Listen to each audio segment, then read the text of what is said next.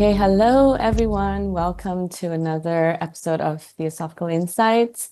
Today we have the pleasure of interviewing the remaining two to three members of our WFYT board. They're the second board since the WFYT reactivated in 2022. So we're really privileged to have this chat with them.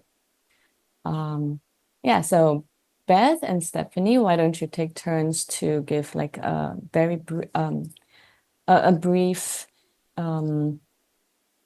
introduction of yourselves. It doesn't have to be very brief, sorry. Just Yes, maybe just a few words. Welcome, everyone. Sure, Stephanie, do you want to go first or shall I? You go, Beth. Yeah, okay, sure. Hi everyone, thanks for the introduction, Clover and Slav. Thank you for having me. I'm really excited to be here. My name is Beth and don't really know what to say. I'm hoping you can cut this. no. No! Oh, okay. I'm really excited to be here. I'm an energy practitioner, so I work with Reiki, and that is sort of something that I'm building on the side. And I also work for a charity. I do a lot in the healthcare setting in the UK, in England. I love yoga, I love singing, I just started an art class. I love being out in nature, running, walking, hiking. And I'm just really excited to be here. I don't really know what else to say about myself.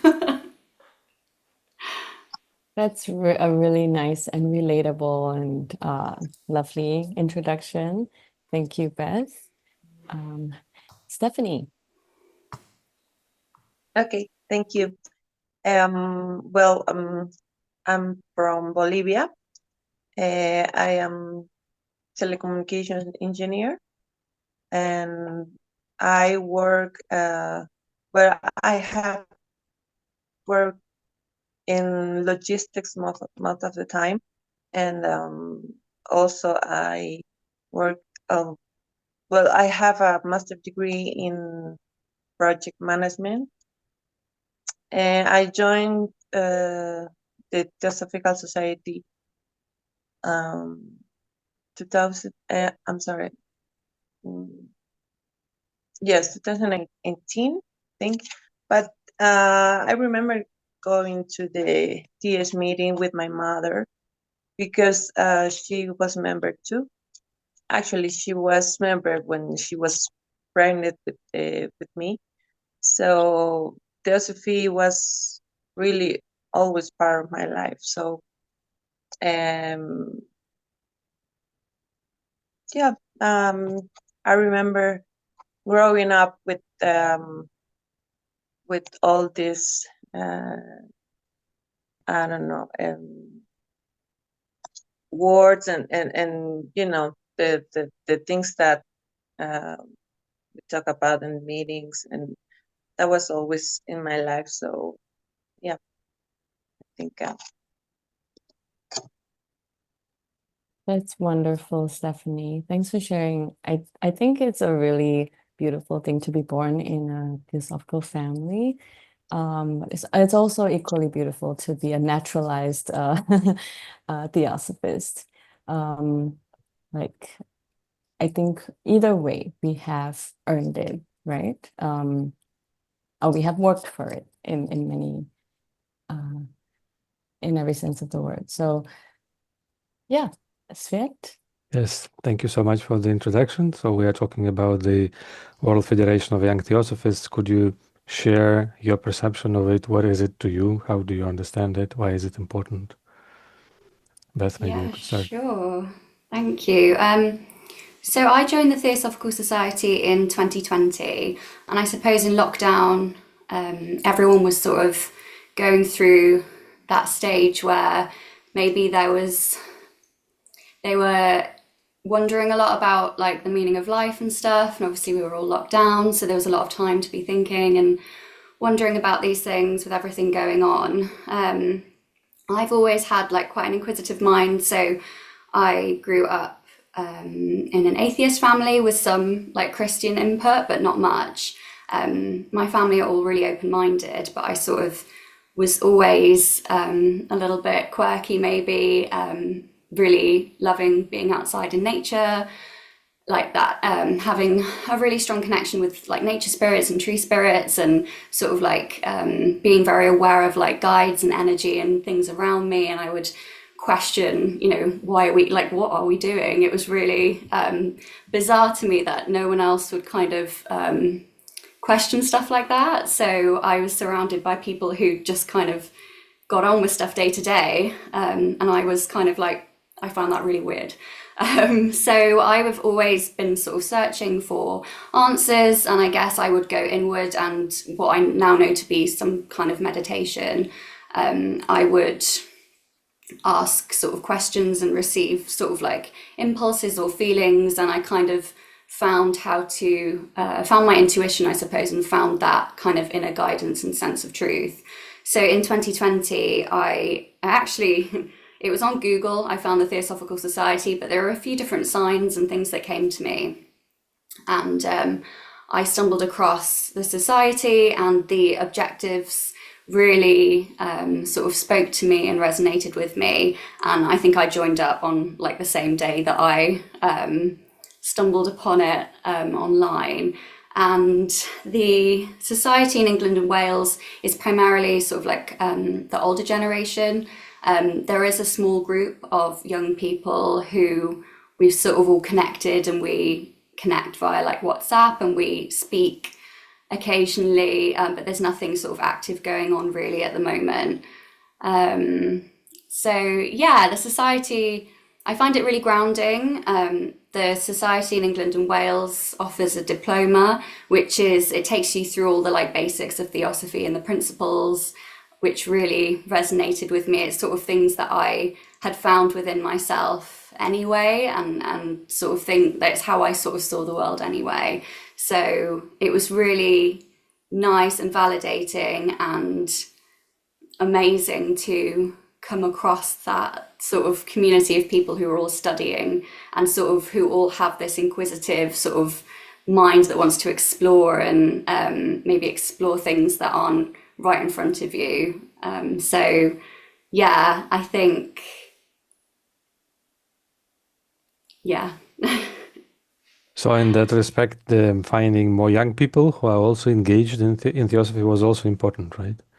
Yeah, definitely. It doesn't really matter. I was obviously always happy to engage with the older generation, but yeah, I think finding the World Federation of Young Theosophists was really magic. I'd sort of been thinking about, oh, it would be so good if, you know, there was this community of younger people maybe. And in my sort of day job, we have like communities of early career researchers or young researchers, and there's, you know, different groups and stuff. So I did think, oh, it would be so good if we had that. And then I think the next year, the World Federation was reactivated. So that was really nice, because I think there was this like collective kind of connection and like buzz going on. So we all kind of felt it before it happened.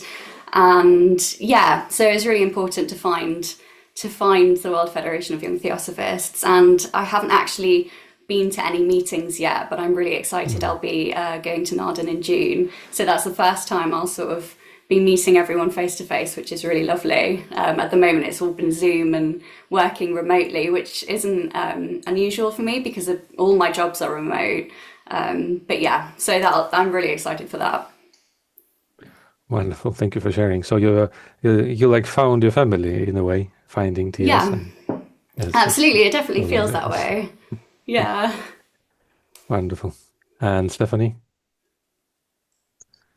Yes, I think the same as Beth. I was trying to connect with young people. Here in my country, there's no, we don't have a lot of young people. And I didn't know also in Latin America or something like that. But in 2020, I contact with all these young members and people, and they have meetings, and also I joined a lot of that, and we contact here in Latin America. Also, we have a large group, but I just felt that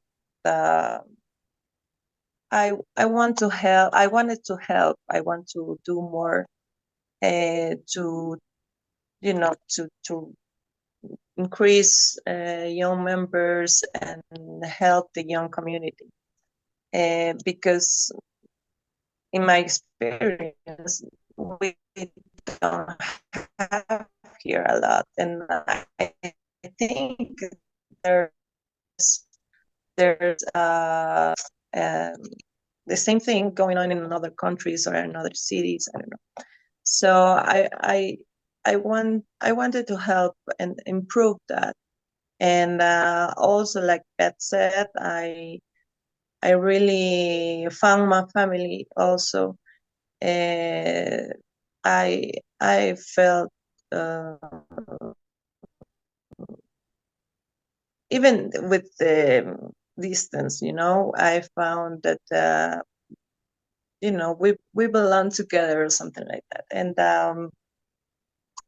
it's really exciting also for me to be part of this the board, of course, and this movement, and I want to do everything I can to help. Thank you so much. It's wonderful.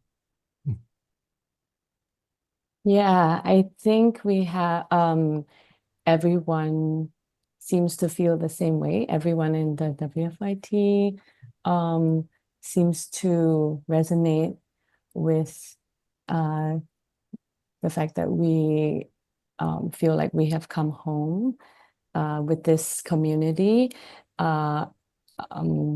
and we can be ourselves with each other, like we connect with each other beyond the material and beyond appearances, right? So that's very heartwarming to hear from the two of you.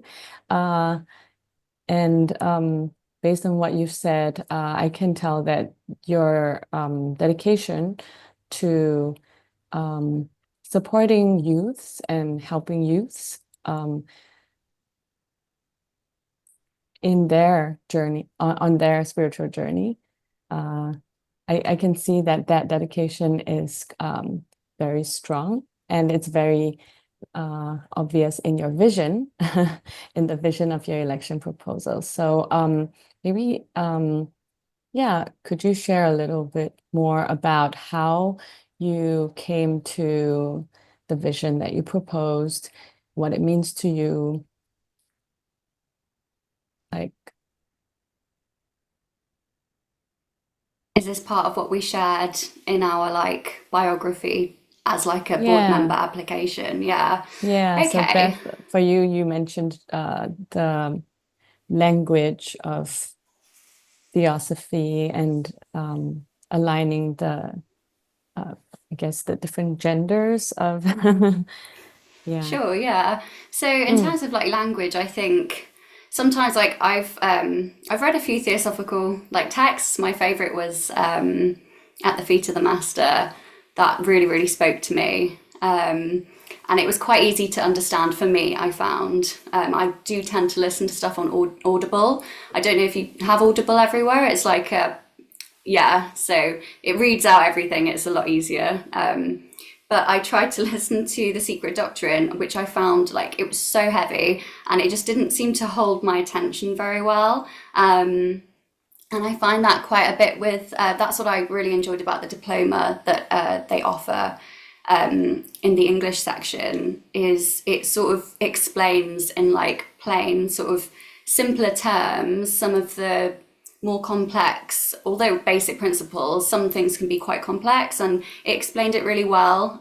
So I think going forward, obviously I'm not saying we have to like rewrite everything, but I think sometimes it's really useful too, because we obviously as Theosophists understand those complex terms, or we can kind of understand the wisdom or see the wisdom that's kind of like there. I think, yeah, maybe like going forward, making it slightly more accessible to people that find, especially reading or listening to stuff like quite heavy or is quite difficult to hold attention sometimes.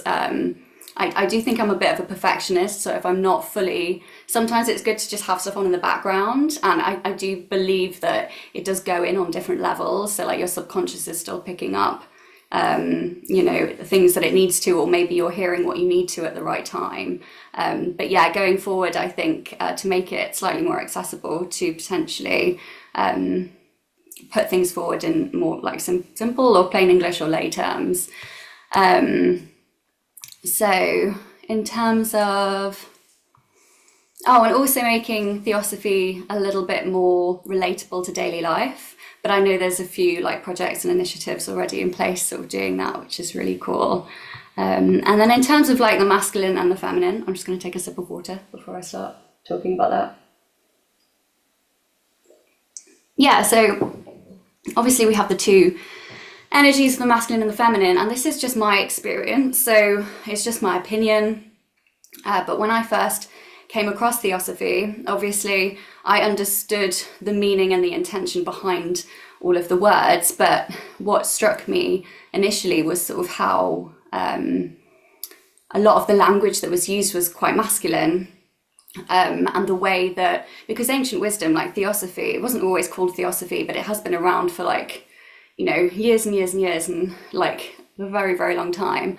So I think the way that Theosophy sometimes presents is like quite masculine. As I said, that's just my experience of it, my sort of opinion of it. And yeah, I think words like him, his, man, brotherhood, for me, that implies like more of a masculine energy. And I think going forward, what I would like to see is a bit more of balance, so using gender neutral language rather than having this like unbalanced, that's what I feel, this unbalanced kind of energy, unbalanced sort of presentation or expression of that ancient wisdom. And I think I understand why things were written that way and why it's always kind of been used in that way, but I think when the society was founded, it was founded at a time where sort of men predominantly held positions of power, and times have changed, the world is changing, there's a lot more gender neutral sort of acceptance of that gender neutral sort of language and energy, and I do think that there just needs to be a little bit more balance between that sort of masculine and feminine, bringing a little bit more of the feminine in. The feminine is very flowing and it's very energy based, and it's very, there's a lot of movement, and the masculine is quite sort of linear, and it's almost like holding spaces, that strong kind of strength, holding energy in order for the feminine to kind of like do what it needs to do. So I think, yeah, going forward, there just needs to be more of a balance, but that's just my feeling. And yeah, I'm hoping to write maybe like a paper or something. I'm better at writing. Stuff seems to come through my hands a lot better than it does through my mouth. So yeah, I think yeah, just having that balance going forward. Yeah, I resonate with what you said about both of those aspects of Theosophy. And I do think that there is definitely a need, especially for the younger people, to relate to Theosophy, for it to be more simplified. And we do have writers that write in simpler language. I guess Krishnamurti, although not officially affiliated with Theosophy, resonates a lot with the youth, and I think he represents like practical spirituality, right? In many ways. Yeah. So that's great. And what maybe can you share a little bit? I'm curious. What do you connect with the World Mother, and what do you think of the World Mother? I suppose like the World Mother for me is like the earth. So I see the earth as like a very feminine expression of that. And something that comes to mind is what I've learned in Theosophy when I was looking at the basic principles is like that will, wisdom, activity. So for me, the will is kind of like that masculine energy, and the wisdom is more of like a feminine, and then you have that activity which is maybe like an amalgamation or a balance of the two.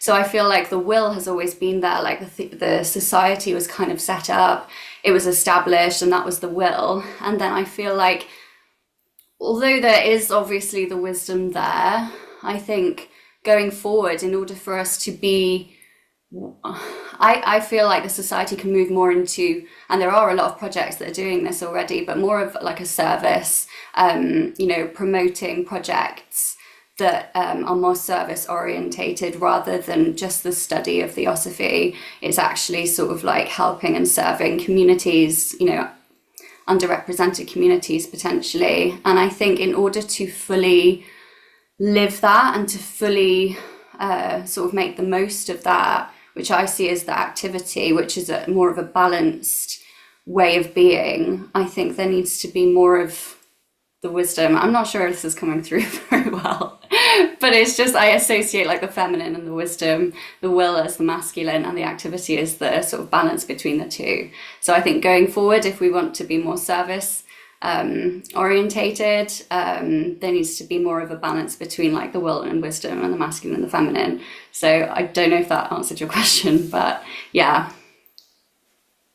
I completely, I feel like I resonate with what you said on a deep level, but I have not done much research or on this, or but thank you so much for sharing. Thank you. Thank you. And Stephanie, you mentioned in your vision about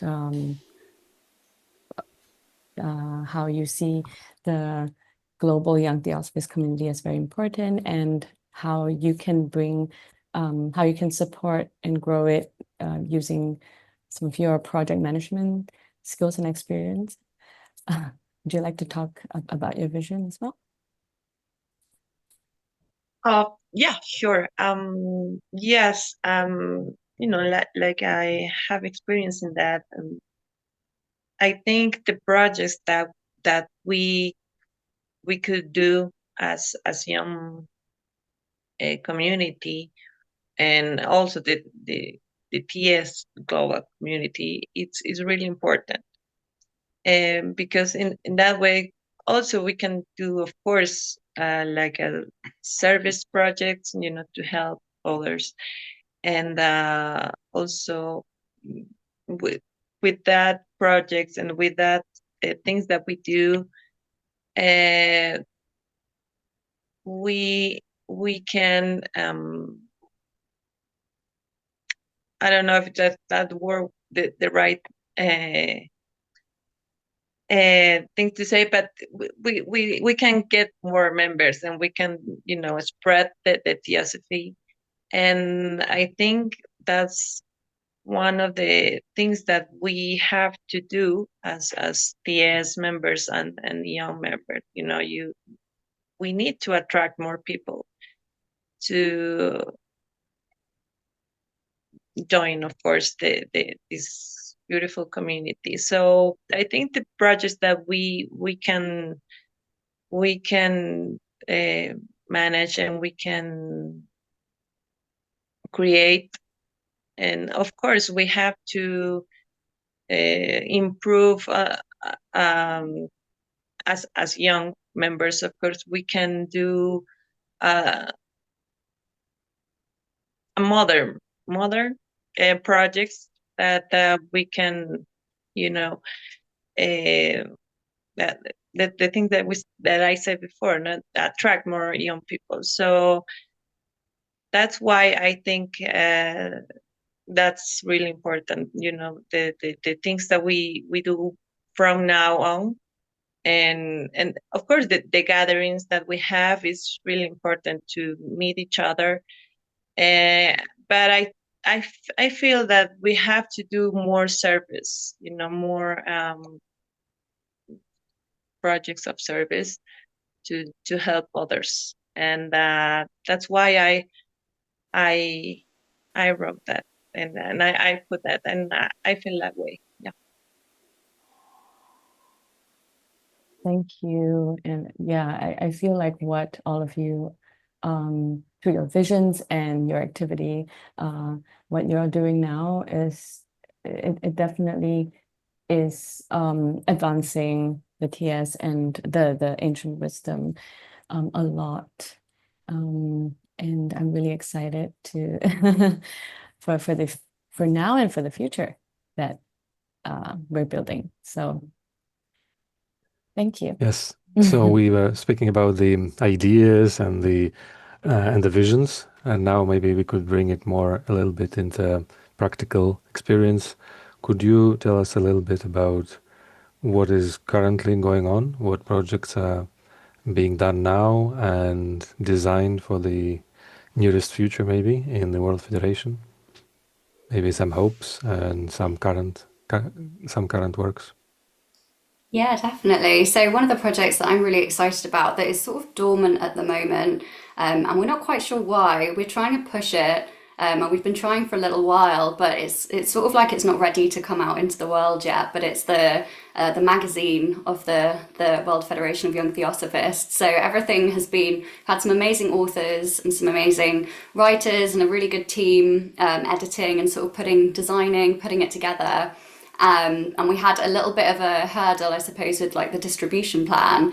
So it's ready to go, but it's just not like getting out there. So I think there will come a time in the near future where that magazine the first edition of that magazine will be published, which I'm really excited about. And I think that's really good for outreach. So not only sort of for young Theosophists, although that'll be, it'll be for the Theosophical community, but if we're able to attract other members through, this magazine and outreach programs like that, I think that would be really good. So that's a project that I'm really excited about. And then something that I've kind of taken on, which again is kind of like my vision for the society. Obviously at the moment we're kind of like an unofficial group. It would be really good to become more official, like an official body. So something that I've been doing with other board members is making sure that we've got like really good governance in place. So making sure that we adhere to European sort of data regulations, GDPR and things like that, and just making sure that everything is done to best practice. So that is something that I'm currently working on, just to make sure we've got all the policies and everything in place, so that maybe one day, I don't know if it'll happen soon, but if we did want to expand and become more official, then obviously things have to be done in a certain way here in the physical. So that would be really good. So that is part of my vision as well. And just going kind of, back to something that I wanted to add on from what I said previously about the language is, I think when we're looking at outreach and trying to attract more members or more different types of people from different backgrounds, I think the language, using just a more balanced language going forward as well. So instead of like his, him, and brotherhood, which I know isn't the views of everyone, and this is just my opinion and my feeling more than anything. Going forward, I do feel like if we want to attract a wider and potentially younger audience, using that sort of balanced language going forward in all our communications is something that I do feel strongly about, but it's just my feeling. So yeah. Thank you so much, Beth. When we open the website of the World Federation of Young Theosophists, there are many projects listed, right? So it's very inspiring, and I just hope that you will find enough energy and time and drive to make it all progress and move forward. Definitely. I think in our board meetings, there's so many ideas. Like everyone has all these ideas and all this sort of just so much vision, and there's so much like creative energy coming through. And then it's like we remember that actually, oh, you have to like do all this stuff, and everyone is so busy. But yeah, I do believe that we can do everything that we sort of set our minds to and what we set out to do. But yeah, it's just kind of maybe prioritizing and organizing. And I do think we've got, I think it'll get done. Hope. Thank you so much, Stephanie. And can you share about the current works of the projects and your hopes maybe for the nearest future? Yeah, sure. Like I said before, personally, I like to the service project. We talk about, as Beth said, we had a lot of ideas, and we also talk about this, and I hope we can do it, in short time, and I don't know. I think we had a lot of in common, maybe, in how we see the future in projects, and we had a great, I think, communication between all the board members, and I think we can do a lot of things. Of course, we have different time zones, and we have everybody has work to do, but I think we can make a lot of things. And well, right now we are focus on in the gathering meeting in for June. So yeah, we have this great things to do. I hope we can do all the things that we plan. Yes, we certainly wish you that and support you in everything we can. Thank you. Thank you. Yeah, thank you so much for working so hard behind the scenes, and the upcoming youth gathering at the international, I don't know how to pronounce it, but okay, at the ITC in Arden is so exciting. And so, I mean, planning together an event like the youth gathering must be a really fun process, like the collaboration and everything, just like collaborating on projects. So how has the experience of collaborating together been like? Do you like to share some anecdotes, some challenges, and also what you bring from your culture and what you notice about differences in culture and background that's interesting? Yeah, please share your experience. Thank you. Yeah, that's such a good question. I think it's been a really positive experience so far. I think, I haven't met anyone in person, but definitely on the Zoom meetings, it's a non-judgmental space, everyone listens, everyone's has time to speak. And sometimes I kind of rush through what I'm going to say, maybe because I've experienced kind of people cutting in and kind of interrupting, and that just doesn't happen as much especially when I've been working with the board. Like everyone is given time to share their opinion and share their ideas and their thoughts and their feelings and their opinions, and it's not judged, which is really refreshing and freeing. Everyone is sort of open and super friendly. But yeah, it's been really fun working on all these projects so far. I think one of the things that stands out to me, which is what I'm like, but I feel like we can sometimes be a bit ungrounded, and everyone has, like I said, all these ideas and all these things that they want to do.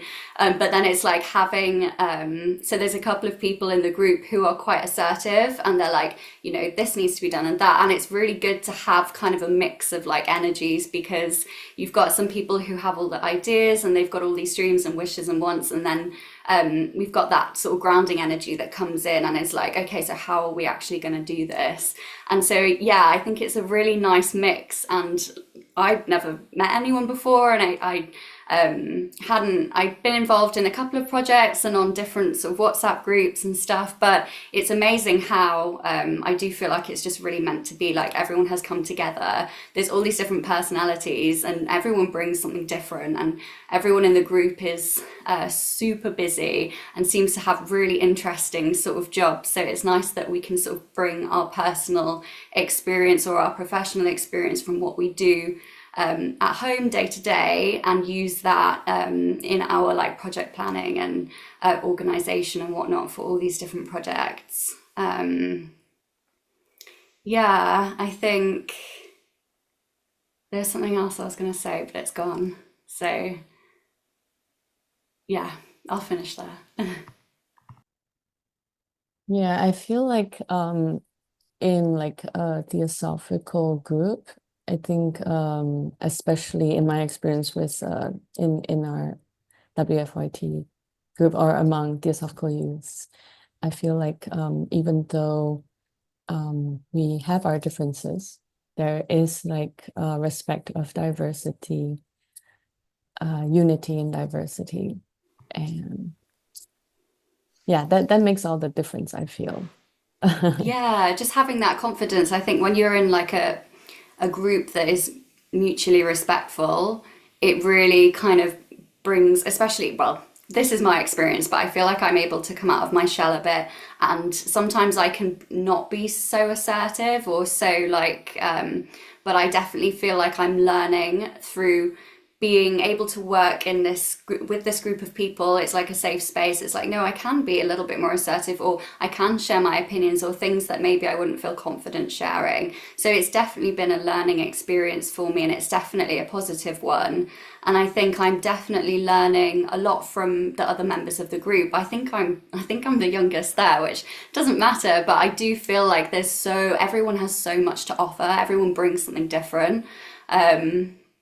Yeah, I think in terms of like cultures and stuff, I don't know. I don't want to say anything wrong, but I do feel like the UK, like I feel quite strict with like my policies and stuff that I spoke about earlier. Like some of the, I feel quite strongly that we should have like different processes and policies in place, and it's something that I work on day to day. I'm a development and engagement lead for a small charity, so I'm sort of overseeing all of the policy writing and making sure we're compliant and all the governance and best practice. So I feel like I'm definitely bringing that energy into this group and kind of like, okay, what can we do here to make sure that although, we still want it to be like a flowing and free and like able to explore, but it's like, what do we need to do in order to make sure that we are functioning as like a kind of professional like organization? Because ideally, if we could expand and we could get the funding and we could set up as a proper organization, I think that would be really cool. So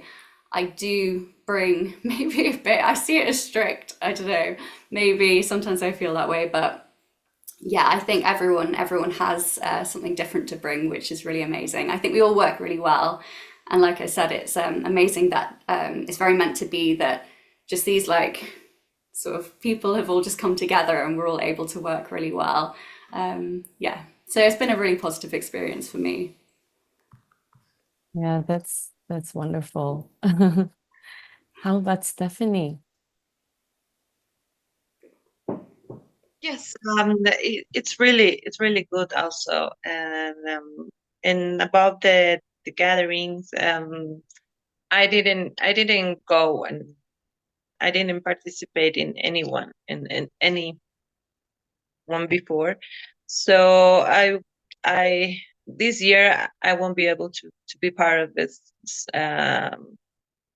I it was it of course, it is hard not to go, especially this year. But I will try next year. I hope I can make it. But we are we had a lot of I don't know, and I don't know if we had problems before. In the last gathering in December, we had a little bit. I remember. I think Cart didn't get the visa or something like that. He didn't. He couldn't go to India. So I think that's the main bigger problem we had in the organization with that. But we don't have any more problems. So I think that the things that we organized is going well. Of course, with the gathering, and yeah, we had a structure to follow, and I think it's working. So yeah, I think it's going well, and we will see how it goes. Oh, I'm so sad you can't make it to the youth gathering. I mean, you're part of the organizing team. But really, I feel like it really doesn't matter whether we're physically there or not, because we're ultimately connected beyond the physical. So yeah.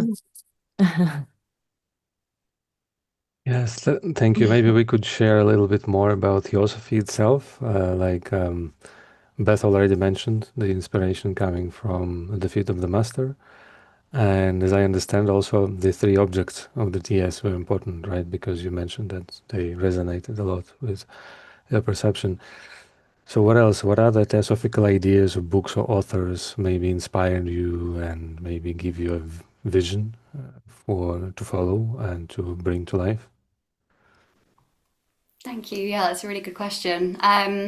Yeah, At the Feet of the Master was really good. It really resonated, and I was. It was the other day. It was not that long ago, and I was lying outside. It was really, really sunny, and I had my headphones in, and I was listening to it, and I just felt so at peace, and everything that was coming through, just in that moment when I was on my own, just out in nature, it seemed so like simple. I was like, oh my gosh, I feel like all my questions have been answered, and this is like how you live your life, like this is it, of course it is. And it just seems so, it's weird, sometimes I'll read things, theosophical things, and it's like, yeah, of course, and it just seems so obvious. But then as soon as, and that kind of lasted for a little while, and then as soon as I was kind of like back doing work and like interacting with people and all these things were happening, it's like it kind of, it's always there, but it's so much harder, I think, with like interpersonal relationships and different energies and different personalities, and kind of everything's interacting. It's so hard, although at the time it seemed like I was like, yeah, this is so simple, and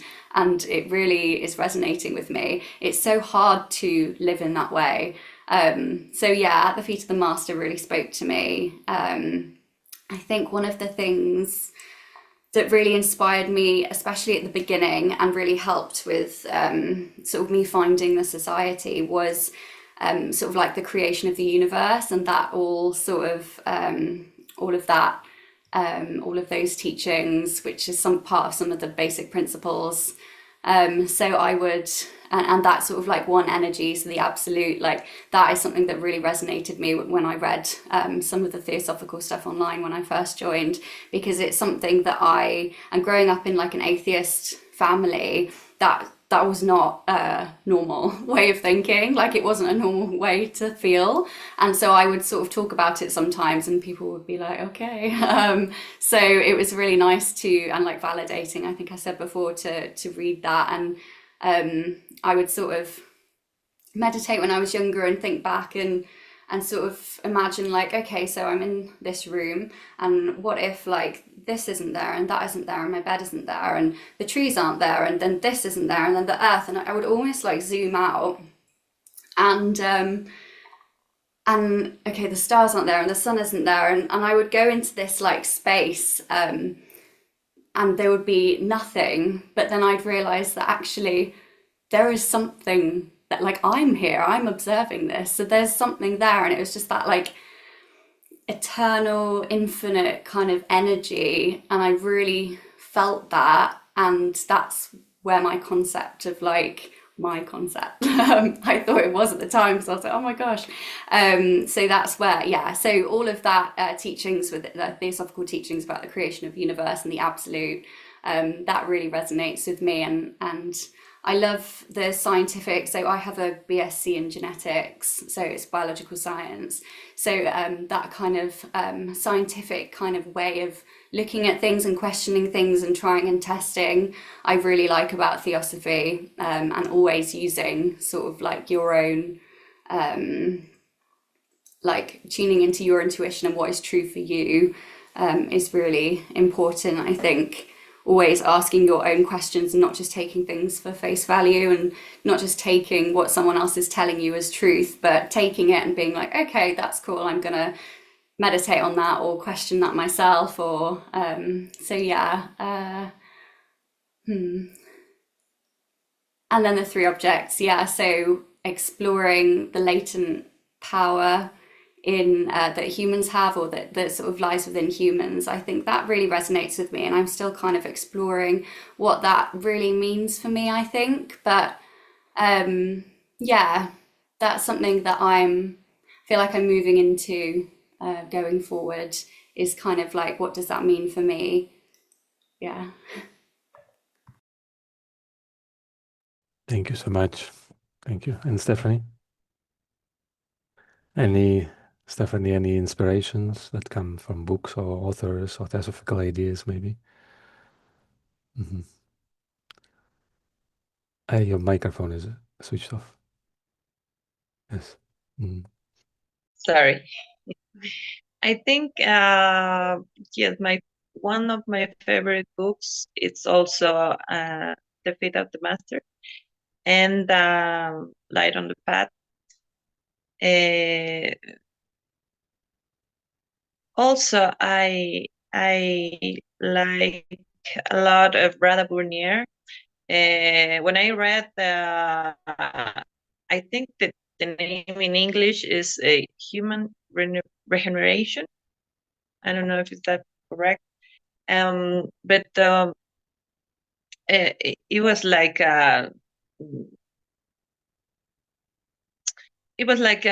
yeah, we're doing something wrong here, because it Radha writes it and how she said the things, and it really feels with me. So one of the another writers, of course, Annie Besant, I like how she explained the things. It's more easy to read than of course, Blavatsky. But one of my I don't know, my goals, I don't know if this year or the next one, it's to read the Secret Doctrine. I didn't read it yet, so I'm going to. So that is my goal. And but yeah, I felt so inspired when I also read the At the Feet of the Master. I think that for me it's like a guide, to follow, and it's really good to read it, now and then. And I mean, and one of every, I don't know, every year or something like that, to remind ourselves that we have to do these things. And when it's, for me, it's like a guide. And also Light on the Path, it's really inspiring, and I love that book also. And we had a lot of books out there of TS, and also we had not especially books, but we have some articles and we had a lot of inspiring things to read, and sometimes when I have to, no, I don't know, when I have some questions or I have a decision to make, it's really funny. So sometimes somebody pass me an article or a little thing that is like an answer to me. I don't know, but sometimes happens that, and I don't know. It's really inspiring, and I love that. Thank you so much for sharing, Stephanie. I was just gonna add to that, Stephanie. I really, when you said about reading like the same book, maybe like once a year or more than once, I do think that I'm gonna have to go back to At the Feet of the Master, and maybe even because there's so much theosophical literature out there, there's so many books and texts and guides. I think maybe like finding ones that really speak to you and then reading them more than once, because each time you read them you sort of hear something different, or something different kind of speaks to you. So that's what I do with other books, and I'll probably start doing that with Theosophy. And another book that I really enjoyed was The Other Side of Darkness, which is The Teachings of an English Occultist by Jason Campbell. And that book really, it was kind of like, it was really easy to read, and it had a lot of theosophical teachings in it. And it was one that I really, really enjoyed, and it really engaged me. So I would definitely recommend that book. And some of the books by Kurt Leyland and Eric McGough about astral projection, I really find so interesting, even though astral projection is something that will come along for me like super randomly. Like I'll just be sleeping or lucid dreaming and it'll happen. I can't seem to like make it happen or force it, but I love reading about it and I love learning about it. So I do really enjoy the books by Kurt and all of the sort of guidance that's out there. Yeah, I feel like there's so I'm really grateful for the wealth of theosophical literature that we have, a wide variety. We have a really wide variety, and I do agree with going back to finding that we kind of grow. As we grow, we find something different in the books that we've read, especially books with very deep wisdom. Yeah, that's wonderful to hear. So now we've come to we're very close to the end of our chat. So I would just like to ask the two of you to maybe use 3 words to describe each other, and end off with a message to youths, the Theosophical youths as well as youths in general, if you like. That's a really, really good sort of question or note to finish on. I feel I was going to come out, wouldn't be as good if I'd prepared a little bit maybe, but do you mean each other as in like Stephanie and I, to use 3 words to describe? Okay, so Stephanie, gentle, wise, and inquisitive are 3 words that come to mind. And a message: just follow your truth, what's true for you. Don't let other people kind of tell you what to think or how to be or how to feel or how to act. Just, tune in to how you want to be, like tune into who you really are, and do whatever you can, whether that's through practice or through study or through exercise. Do whatever you can to find that truth and find that light within you, because we're at a point in time, I feel, where we really need people to be the most authentic, truest expressions of who they are at their core. And I feel like, yeah, we really need to shine and come together to sort of have that positive impact and to make that positive change. So yeah, that's my message.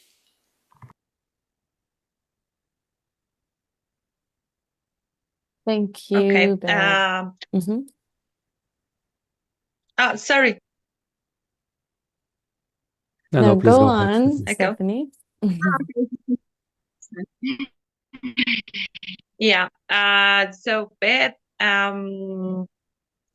generous. I think genuine. I don't know how to pronounce it. I think that. And I don't know, strict, but she's disciplined. Like, she has discipline. And well, the message. I think that we keep searching because we have to search the truth and keep studying and compromise with everything that we are doing, and in every aspect of our lives. We need to come to be we have to compromise with everything, and just follow our heart and search the truth.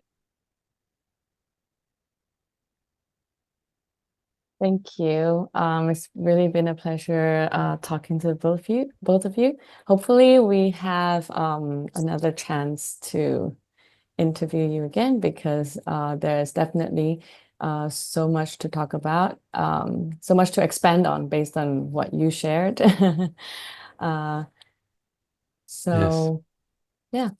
Thank you so much for all the sharing. It's wonderful to be together as always, and Yes. all the success, all the best, all the energy and insight in your work. And hopefully we'll meet more than once online and offline in future. Thank you. I hope you've enjoyed this episode as much as we did. Beth and Stephanie's dedication and vision reflect their big hearts and boundless love. Like and subscribe to our podcast for more episodes. We're available on all podcast streaming platforms, as well as on YouTube. Also, you can visit the website of the WFYT to find out more about the podcast and other projects we're doing. Till next time.